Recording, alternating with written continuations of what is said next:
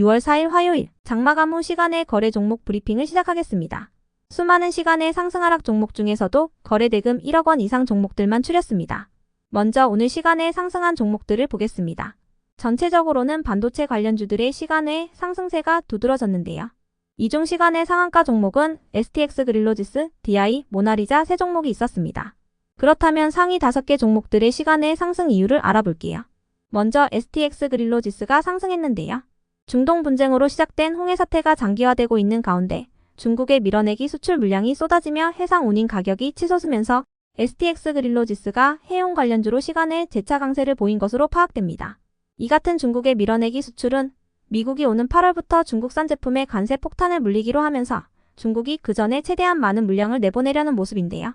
아시아에서 출발하여 미국에 도착하는 컨테이너선을 중국 기업들이 싹쓸이하면서 국내 수출 기업들은 배를 잡지 못해 진땀을 빼고 있다고 전해졌습니다.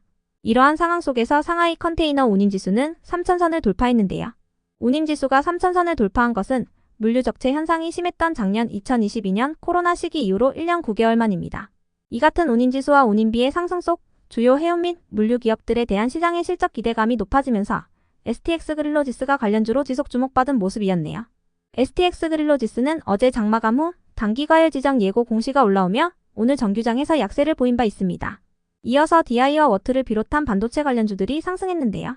장마감 후 젠슨왕 엔비디아 CEO가 삼성전자의 HBM이 엔비디아 제품에 탑재될 거라고 발언했다는 소식이 전해졌기 때문입니다. 젠슨왕 CEO는 오늘 대만 타이베이에서 열린 프레스 컨퍼런스를 통해 삼성은 훌륭한 메모리 파트너라며 삼성전자와 SK하이닉스, 마이크론 모두가 우리에게 HBM을 제공할 것이라고 언급했는데요.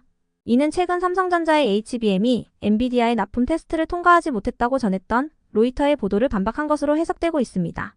이러한 소식 속 반도체 관련주들이 시간에 상승한 가운데 DI는 삼성전자의 벤더사로서 디램과 낸드버닝 테스트를 공급하고 있는 부분이 부각되며 시간의 상한가로 마감한 모습이었네요. 다음으로 깨끗한 나라와 모나리자가 상승했는데요. 모나리자는 오늘 인도네시아의 제지회사인 아시아 펄프앤페이퍼에 매각됐다는 단독 기사가 전해지면서 강세로 마감한 바 있습니다. 모나리자의 매각으로 해외 사모펀드인 모건 스탠리 프라이빗 에쿼티는 10년 만에 자금을 회수하게 됐다고 전해졌는데요. 아시아 펄프앤페이퍼는 글로벌 10위권의 제지회사로 모나리자에 펄프를 제공하는 것만으로도 인수 시너지가 상당할 것으로 분석되고 있습니다. 해당 소식이 지속 호재로 작용되며 모나리자가 상한가를 닫아준 가운데 같은 화장지 섹터인 깨끗한 나라에도 매수세가 유입된 것으로 추정되네요. 다만 깨끗한 나라의 경우 저출산 관련주로도 묶이는 종목이며 최근 정부가 6월 안으로 저출산 대책을 발표한다고 전해진 바 있으니 참고해주세요. 다음은 오늘 시간에 하락한 종목들인데요.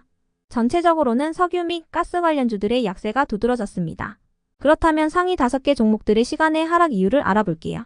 먼저 빅텍이 시간에 하락할 만한 악재나 공시는 파악되지 않았지만 빅텍은 앞쪽에 강한 매물대를 두고 있는 만큼 시간의 차익 실현 매물로 인해 상승분 일부를 반납하며 마감한 것으로 추정됩니다. 빅텍을 비롯한 일부 방산주들은 남북 간의 군사적인 충돌을 방지하기 위해 발의됐었던 9.19 군사합의의 전체 효력 정지안이 국무회의를 통과했다는 소식이 전해지면서 상승세를 보인 바 있으니 참고해 주시고요.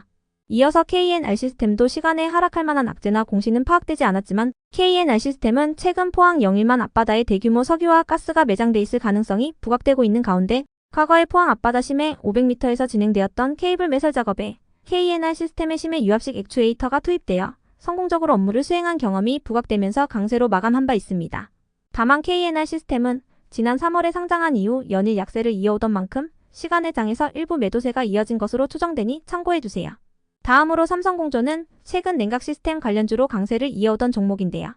장마감 후 투자주의 및 단기과열 지정 예고 공시가 올라오면서 시간의 약세를 보였습니다. 삼성공조는 투자경고 종목으로 지정될 가능성이 있어 내일 1일간 투자주의 종목으로 지정되며 단기과열의 경우 아직까지는 말 그대로 지정 예고 공시이기 때문에 상거래의 단일가 매매 방식은 적용되지 않습니다.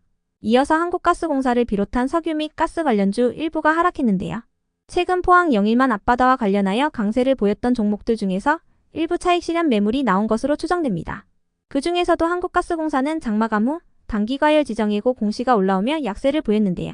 다만 말 그대로 지정 예고 공시이기 때문에 상거래의 단일가 매매 방식은 적용되지 않습니다. 다음으로 지노맨 컴퍼니는 장마감 후 단기과열 지정 예고 공시가 올라오면서 시간의 약세를 보였어요. 마찬가지로 지정 예고 공시이기 때문에 아직까지 상거래의 단일가 매매 방식은 적용되지 않는데요. 참고로 지노맨 컴퍼니는 어제 스위스의 제약사 디바이오팜의 개발 및 상업화 기술 이전 계약을 체결했다고 공시하면서 상한가에 들어갔던 종목입니다. 계약 규모는 선급금 68억 원과 단계별 기술료를 포함하여 총 5,800억 원대 규모라고 전해지면서 이틀 연속 강세를 보여왔었으니 참고해주세요. 끝으로 전일 시간에 등락률 탑5 종목들이 오늘 어떻게 되었는지 추적해보고 마치겠습니다.